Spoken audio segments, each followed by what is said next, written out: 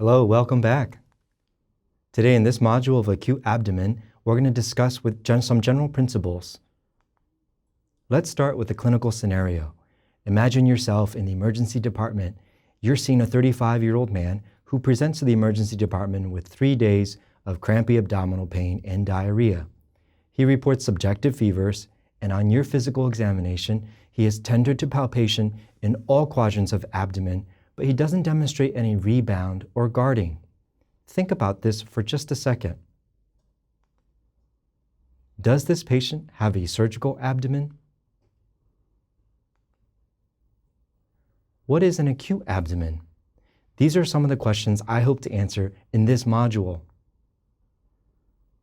Acute abdomen is defined as the sudden onset of abdominal pain, regardless of the cause.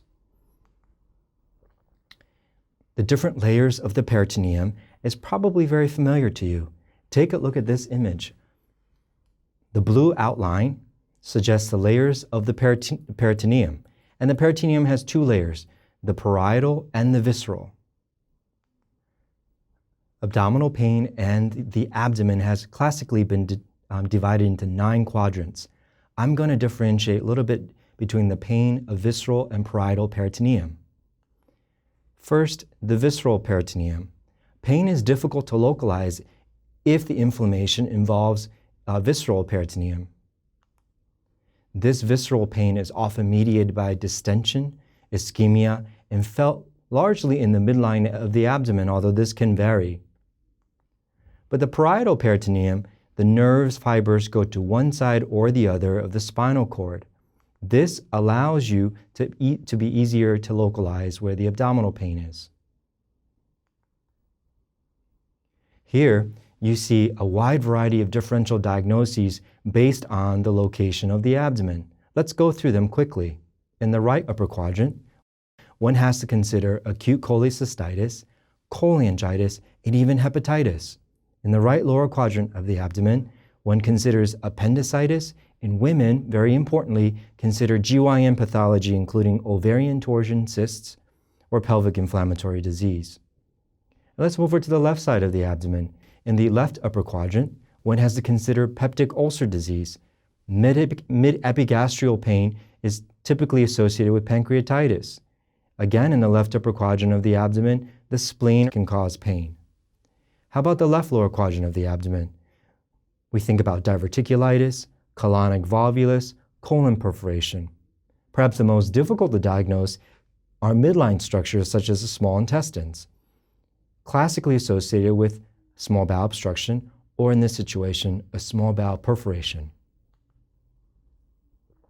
So as a surgeon, what is my approach to the patient when I see that clinical scenario of the healthy 38-year-old? Well, I ask myself 3 very important questions. First, does the patient need surgery? Next, how soon does the patient need surgery? And lastly, is there any additional workup necessary? You will find throughout the lectures for surgery that we are commonly thinking about these 3 questions. And this is why one of the reasons we want you to consult a surgeon as early as possible during your workup of the acute abdomen. Let's take a look at some of the common scenarios that may require surgery, and also known as a surgical abdomen. Remember, these are high-yield topics for the USMLE examination. First, perforation. If you get an abdominal X-ray and there is free air under the diaphragm, as demonstrated in this image, this patient needs an urgent exploratory laparotomy without further workup. Unfortunately, the presence of the free air, or pneumoperitoneum, doesn't necessarily tell you what the pathology is.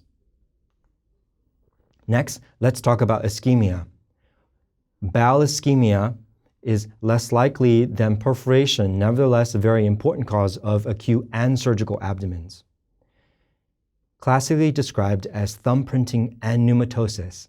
Pneumatosis occurs because the intestinal lining mucosa is the first most susceptible lining to ischemia.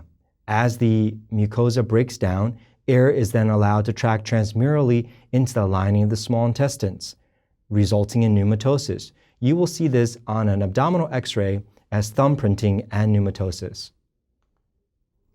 Next, let's talk about bleeding. Although the vast majority of GI bleeding is treated non-operatively, and we have great success in doing so non-operatively, when the patient becomes hemodynamically unstable, such as low blood pressure or hypotension, peritoneal signs, or they have required a significant amount of blood transfusion, that might be an indication for emergency surgery. And lastly, small bowel obstruction.